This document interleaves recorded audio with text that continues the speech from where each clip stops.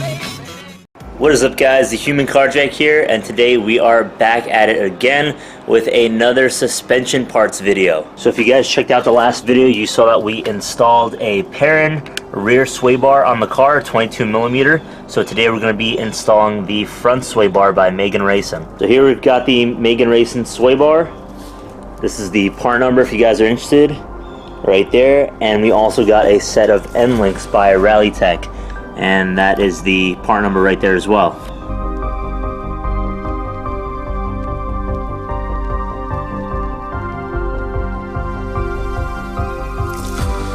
So we got the sway bar right over here, nice blue finish. It's got the Megan Racing logo right over here in the middle. Then it also comes with a set of bushings. So this is basically a 28mm sway bar, and I believe the stock one is a 26, so 2mm increase. So I'm just going to go ahead and move the car up first so we get started.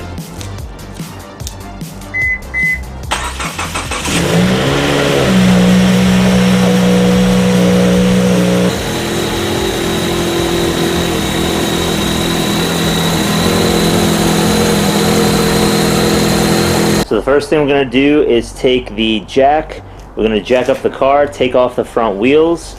We're going to chock up the back wheels, and then we can get started.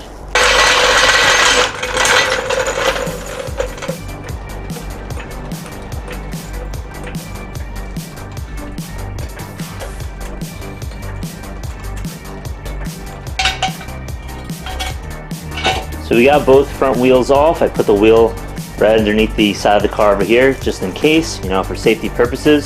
The first thing we're going to do is we're going to go into the Endlink bolt right over here, this one.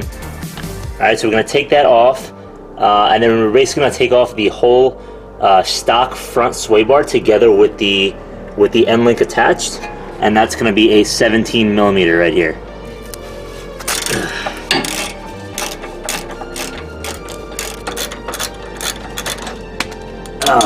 There we go.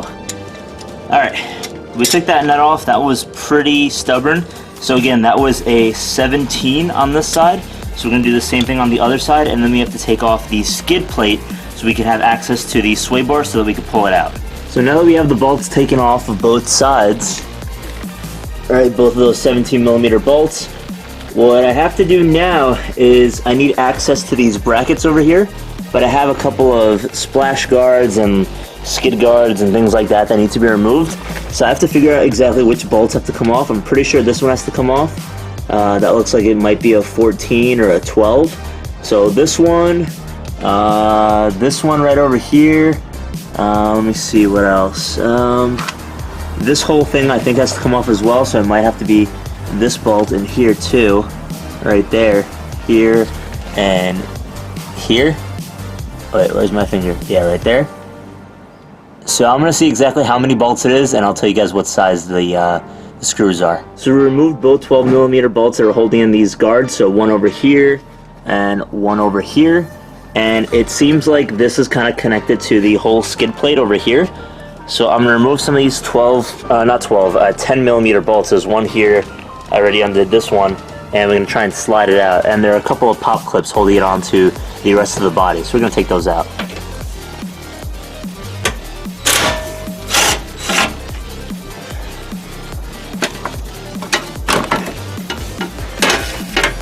Oh man, that's why you wear safety goggles.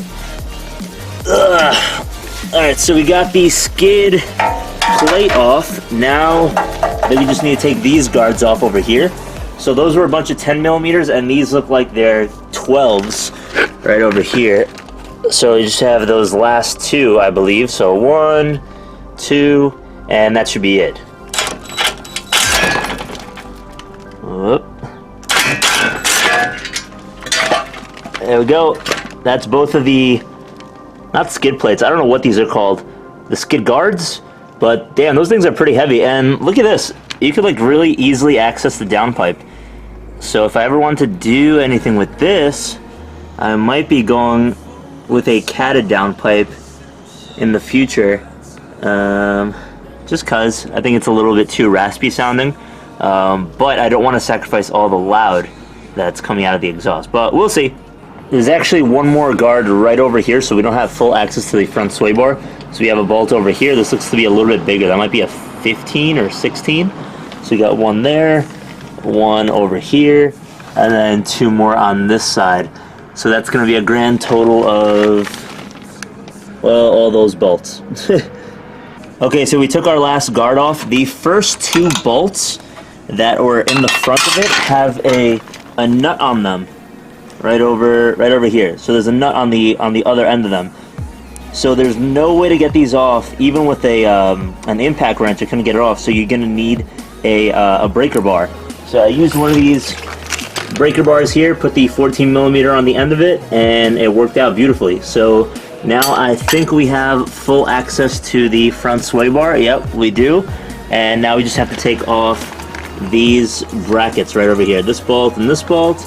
And then we could slide out the whole piece. One thing that I just found to be a little bit interesting with the bracket on the front sway bar right now is that the top bolt over here uses only a nut. So when I use the impact wrench, it only, like, just the nut came off. So this is kind of like just a stud that's in the body, I believe. And then this one over here is a full bolt. So one's a bolt, one's a nut. So I was getting a little confused there. I was like, why is there not two bolts? But then, as you can see on this side, you know, I took off the nut on that side, on the top one, and then a full bolt on this side. So this side's good to go. Just have to take off this side, and then we could slide it all out.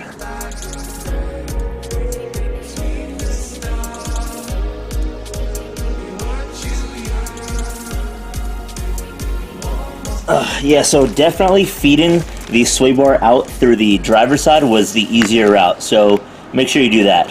So here we are, we got the OEM bar out, a little bit of a side-by-side comparison. So the difference between this Megan Racing sway bar and the Perrin rear sway bar is that it's not adjustable, meaning it only has one hole here, so you can't adjust the tension, it's just one set tension, but 2mm increase over the stock one, so I think it's pretty good. So what I'm going to do now is I'm going to get the bushings, not these, the bushings that the new bar came with, right over here. I'm going to go ahead and throw these on, and then I'm going to try and shimmy this back in the other way, get this on, and then get the Endlinks on, the Rallitek Endlinks, the other ones. So yeah, let's go ahead and do that. I'm going to go ahead and tighten up the end link first. So we got the bolt over here that you have to put on, or the nut rather, the nut that comes with the kit. I'm going to tighten that up on both sides, and then we're going to try and slip the sway bar right through.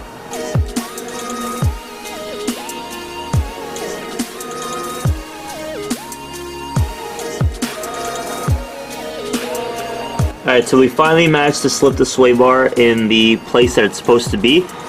Now, I've got the nuts over here on the bracket very loose. I just tightened them just a little bit just to hold it up in place.